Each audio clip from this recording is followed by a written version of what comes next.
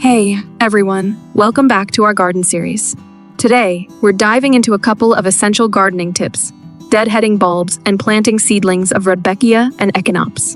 Whether you're a seasoned gardener or just starting out, stick around because we've got some great hands-on advice for you.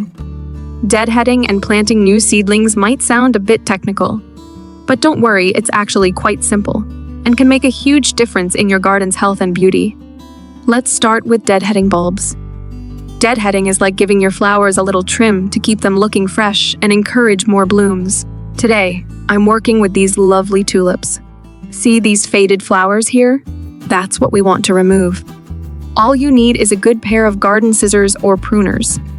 Just snip off the old flower right where it meets the stem. By doing this, you redirect the plant's energy into growing strong bulbs for next year and prevent it from putting energy into seed production. And voila! Now our tulips will continue to thrive and bloom beautifully year after year.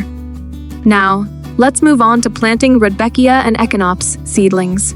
These are fantastic additions to any garden, bringing vibrant colors and attracting pollinators like bees and butterflies.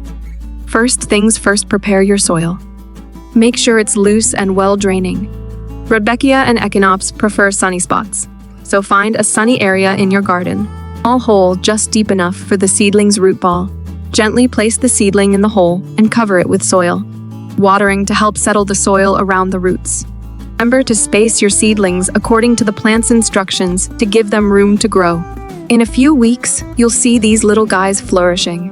So, there you have it, deadheading bulbs and planting Rudbeckia and Echinops seedlings made easy. These simple techniques will keep your garden looking stunning and full of life. Don't forget, gardening is all about enjoying the process and connecting with nature. Thanks for joining me today.